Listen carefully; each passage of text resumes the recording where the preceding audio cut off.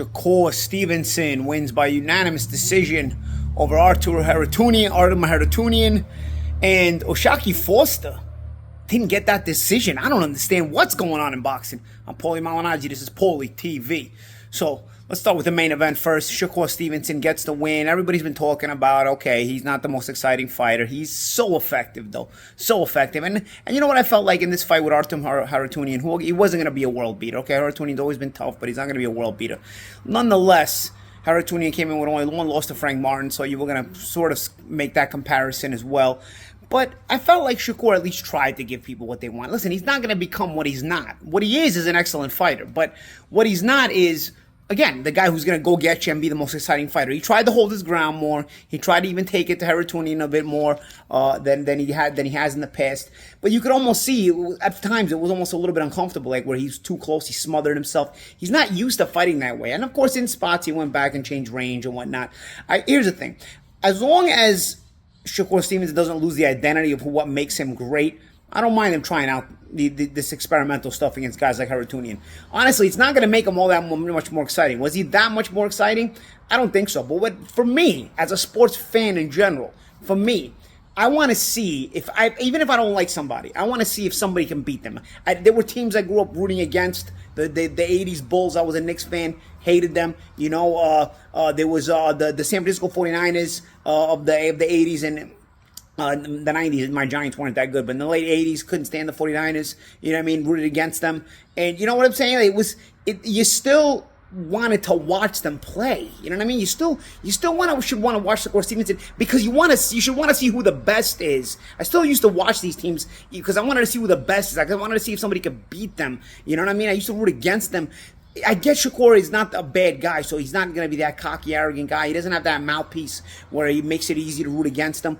But you know what? I notice a lot of people complaining about him. Like, oh, he's so boring. I don't want to watch him fight. So then make sure your favorite fighter, who you must find exciting, whoever that might be, takes him on. If nobody wants to fight this guy, and you shouldn't be counting people's pockets, what's in people's pockets. Oh, he doesn't represent enough money because he's not exciting enough, all that stuff. That's not your business. Your business is to be the sports fan and be the best sports fan and want to, honestly, as an honest sports fan, you should want to know and want to see who the best fighter is. For me, I feel Shakur Stevenson is the best fighter. But yeah, of course, Tank Davis is more exciting. Lomachenko was exciting when he was more in his prime as well. I get it. I understand that, but you know what? You still gotta want to see who the best is. I don't understand these fans that you want to eliminate a guy who's world class at what he does because he doesn't entertain, bro. That wasn't the case when it came to sports when we were all growing up. You know what I mean? You still wanted to see the best take on the best, and if there was a style you didn't like, if there was a team you didn't like, you know what? You rooted against them, and if your team was playing against them, you really rooted against them. You know, honestly. Even those players that I didn't like in those days when I was younger, the Michael Jordan and the Bulls, I defend them today. You know, I tell people Jordan is the best today. Joe Montana and the 49ers, I hated Joe Montana. I used to make my life miserable as a Giants fan. But you know what? I defend them today. You know what I mean? Because you still look back in appreciation. And also, athletes, they bring your emotions to that point. You sort of later on, you're like, man, that guy really got my blood boiling. That guy really got, and you know, I never really got to appreciate him for what he was. Shakur Stevenson.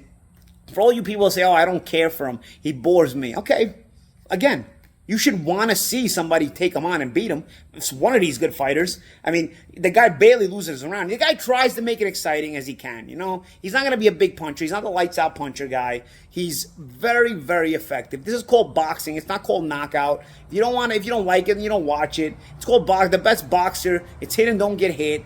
The best fighters and the best athletes in general, the best teams in general are always defense first in history. The most exciting teams, you know, the most exciting styles in general in team sports or in combat sports tend to be a little bit limited in terms of how great they're going to be because what makes them exciting is also the fact that they're very vulnerable.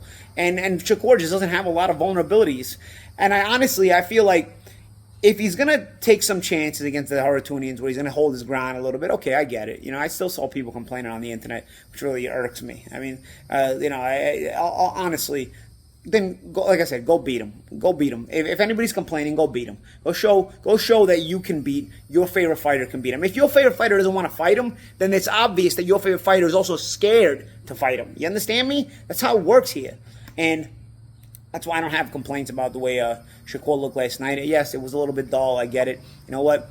I watched him and I was almost frustrated for him because I could see some of the things he was doing. He even took a couple of shots he didn't need to because he was standing in there longer than he probably would have normally just to make people, all you guys happy, you know. And then he still gets criticized a lot. I mean, the guy's not going to suddenly grow up with power. You know what I mean? Like grow power overnight.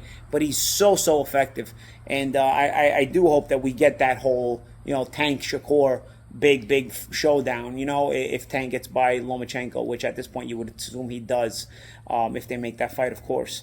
I think the best case scenario for the lightweight division is you make Tank and Lomachenko unify there. You make Shakur and Baranchuk unify there because, and that's easy to make because Shakur and both Shakur and Baranchuk are with Top Rank. And then you make the winners fight each other and you get the undisputed lightweight title. We're in an age of unification where a lot of guys are unifying. They don't keep the title once they unify. They typically leave it and go up, which I'm not crazy about myself. But in an age of unification, you can see the path to how these fights could happen and these unifications, these titles could be unified in the lightweight division once again for the first time since recently Devin Haney had done that in the lightweight division. In the co-main event, really shocking decision. I thought O'Shaquie Foster fought very intelligently, very smart. I don't know, man. Every once in a while on these Top Rank shows, you get these wacky decisions. You saw it with Pacquiao and Bradley, and then you heard about the whole contract issue that maybe Pacquiao, was going to have. So if he lost, he wouldn't have to honor certain minimums. I don't know if there was any kind of involvement here with O'Shaquie. I don't know if Top Rank had O'Shaquie or if they had options on him when he won the title, and maybe the options were going to expire. Again, this is me just hypothesizing, but these kind of decisions are typically not coincidence. These kind of weird, strange decisions like this. I mean, Konsei Sao, I think ESPN, Kriegel had him losing like 11 out of 12 rounds. I didn't think it was close. I didn't think it was competitive.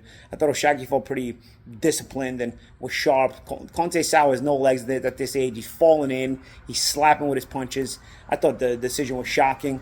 Again, it's one of those situations that, you're going to cry from here to whatever, high waters or whatever this expression is, hell the high waters.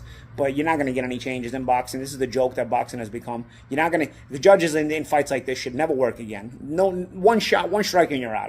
When it comes to decisions like this, when it's that bad, it should be a one strike and you're out situation. And it's never the case. These guys end up working later. Maybe they give them a break every once in a while. They send them on a little vacation and make like it's a suspension, and they start working again. So honestly, I'm too tired of discussing what these kind of decisions do to boxing and why people don't want to watch and why it never changes and asking why there's no consequence. I'm tired of it. I dealt with it in my career when I was fighting. It was happening before I was fighting. It's happening after my career, and it's going to continue to happen because nobody steps in and actually polices this crap. But Robson Conceição wins the 130-pound title. He's a little bit older, past it. He's going to be a very susceptible champion. I'm sure Top Rank will end up matching him with one of their young studs and, maneuver it in a way where, okay, you kind of catapult one of the young studs into taking the title and start to put him into some money fights. I do think O'Shaquie deserves O'Shaquie Foster deserves the rematch. Again, whether he gets it or not will probably show you if he's got any ties left to Top Rank or not, or if he's going to be forced into re-signing with Top Rank to get the decision of a fight that he shouldn't even be needing a rematch in because he should have won it easily. But that's boxing for you, man. And then, honestly, I could say I'm disgusted, but I'm too tired of being disgusted at this point. I really am too tired of being disgusted. So that's my take on Shakur Stevenson versus Artem Haratunian and O'Shaquie Foster against Robson Conceição. I'm Paulie Malignaggi. This is Paulie TV.